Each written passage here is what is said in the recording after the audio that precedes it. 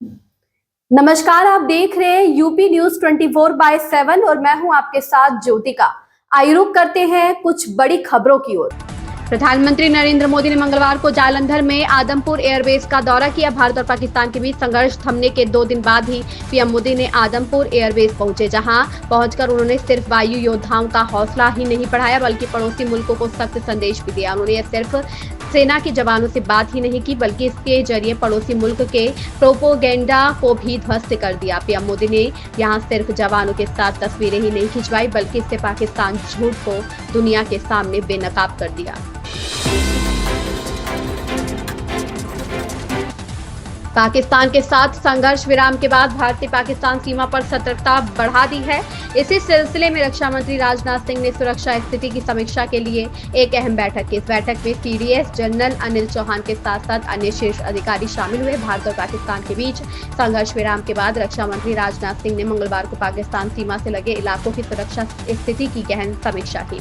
इस अहम बैठक में chief of defence staff general Anil Chauhan, थल सेना प्रमुख जनरल उपेंद्र द्विवेदी, नौसेना प्रमुख एडमिरल दिनेश के त्रिपाठी और रक्षा सचिव राजेश कुमार सिंह शामिल हुए।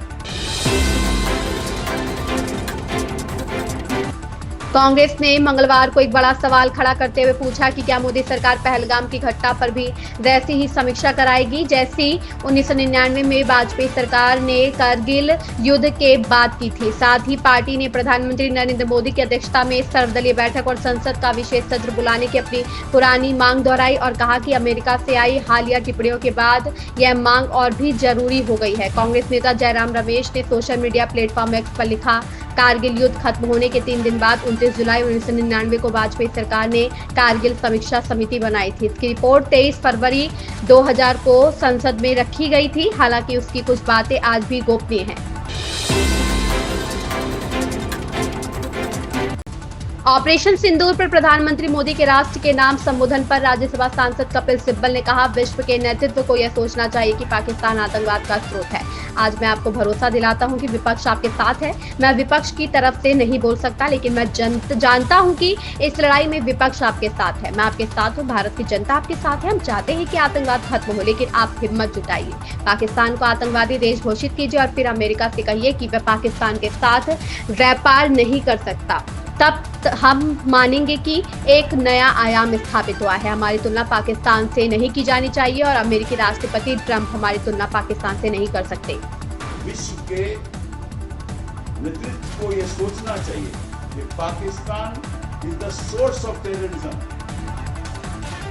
और आप कहते हैं कि Pakistan state sponsored terrorist state है। मैं आपसे सहमत हूं।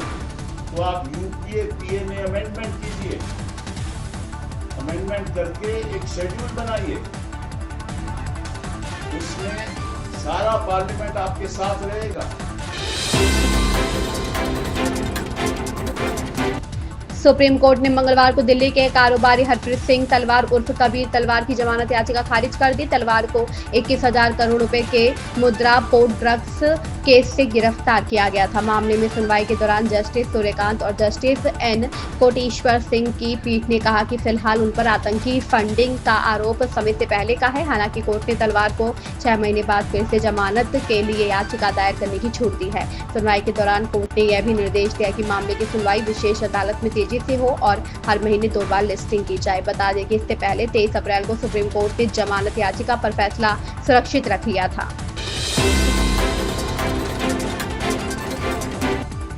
ऑपरेशन सिंदूर से पाकिस्तान और उसकी पनाह में पल रहे आतंकियों को सबक सिखाने के बाद प्रधानमंत्री नरेंद्र मोदी मंगलवार को पंजाब में आदमपुर एयरबेस पहुंचे। यहां उन्होंने सेना के जवानों से मुलाकात की। जालंधर स्थित यह वही एयरबेस है जिसे नुकसान पहुंचाने का फर्जी दावा पाकिस्तान ने किया था। हालांकि विदेश सचिव विक्रम मिस्री ने 11 मई की प्रेस कॉन्फ्रेंस में ही इस दावे का खंडन कर दिया था। अब पीएम मोदी ने यहां पहुंचकर दुनिया के सामने पाकिस्तान के प्रोपोगेंडा को बेनकाब कर दिया है। जानकारी के मुताबिक आज सुबह प्रधानमंत्री मोदी आदमपुर एयरबेस पहुंचे। उन्होंने वायुसेना के बहादुर जवानों से बातचीत की। इस दौरान वायुसेना के जवानों ने मौजूदा हालात में बारे में जानकारी दी।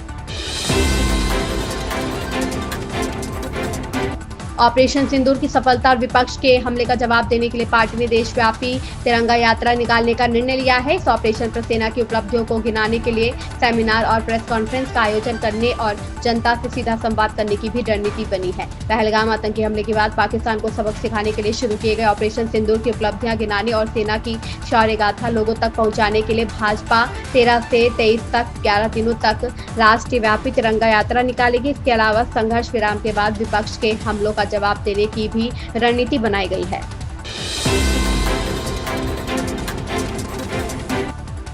प्रधानमंत्री नरेंद्र मोदी ने 7 मई को भारत द्वारा ऑपरेशन सिंदूर शुरू किए जाने के बाद कल पहली बार राष्ट्र को संबोधित किया। भाजपा के राष्ट्रीय महासचिव तरुण चुग ने कहा, यह नया भारत है, शांति चाहता है लेकिन आतंक को नष्ट करने के लिए किसी भी हद तक जा सकता है। प्रधानमंत्री मोदी ने दुनिया को स्पष्ट संदेश दिया है कि हम परमाणु ब्लैकमेल बर्दाश्त नहीं करेंगे। आतंक से कोई बातचीत या व्यापार नहीं होगा। खून और पानी एक साथ नहीं बहेंगे। चर्चा केवल आतंकवाद और पीओके पर होगी। ऑपरेशन सिंदूर कोई मिशन नहीं बल्कि न्याय की अटूट प्रतिज्ञा है।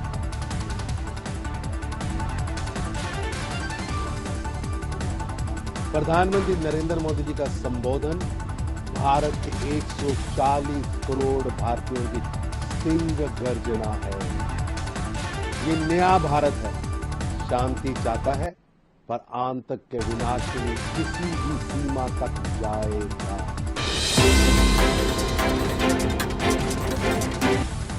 शशि थरूर ने कहा कि ट्रंप का दावा कश्मीर विवाद का अंतर्राष्ट्रीयकरण करता है, जो कि पाकिस्तान और आतंकवादियों का चिर प्रतीक्षित और स्पष्ट उद्देश्य है। उन्होंने कहा कि भारत ने हमेशा इस समस्या को आंतरिक मामला बताया है। भारत ने कभी भी पाकिस्तान के साथ अपनी समस्याओं पर किसी विदेशी देश से मध्यस्थता का अनुरोध नहीं किया है और न ही ऐसा करने की संभावना है। अमेरिकी राष्ट्रपति ट्रंप के दावे को लेकर देश में सियासी सरगर्मी बढ़ गई है, जहां ट्रंप ने दावा किया था कि उनकी मध्यस्थता के बाद ही यह संघर्ष विराम संभव हो पाएगा। हालांकि भारत ने यह दावा खारिज किया है और कहा है कि इसमें कोई तीसरा पक्ष शामिल नहीं था। वहीं अब कांग्रेस सांसद और पूर्व राजनयिक शशि थरूर ने भी ट्रंप के दावे को खारिज किया है।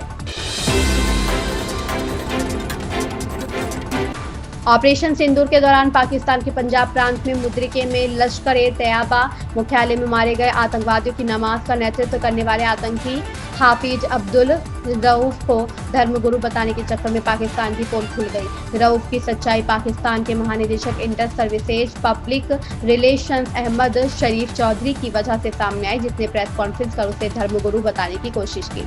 पाकिस्तान अपने बेतुके बयानों व निराधार दावों को लेकर बार बार अपना मजाक बनवा रहा है। अब आतंकी हाफिज अब्दुल रऊफ को धर्मगुरु बताकर उसने अंतर्राष्ट्रीय मीडिया में अपनी किरकिरी कराई है। अमेरिका के पत्रकारों ने उसके दावों की धज्जियां उड़ाते हुए आतंकी की पूरी कुंडली, उस पर लगे प्रतिबंधों की जानकारी साझा कर दी है।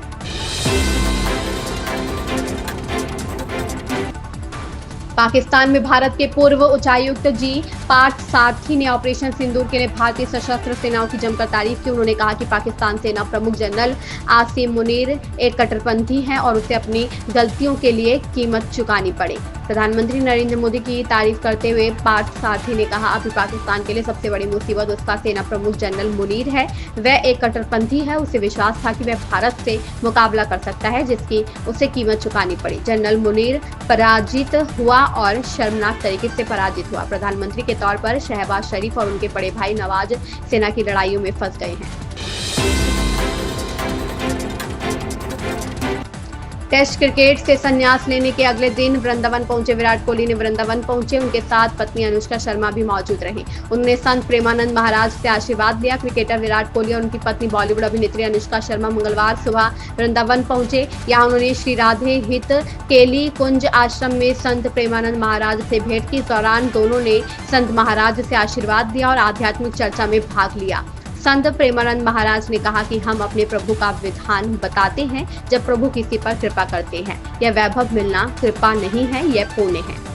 इन खबरों में बस इतना ही। बने रहिए यूपी न्यूज 24/7 के साथ। अगर आपको ये खबर पसंद आई हो तो हमारे चैनल को लाइक, सब्सक्राइब और शेयर करें और हमें अपनी राय कमेंट में जरूर बताएं।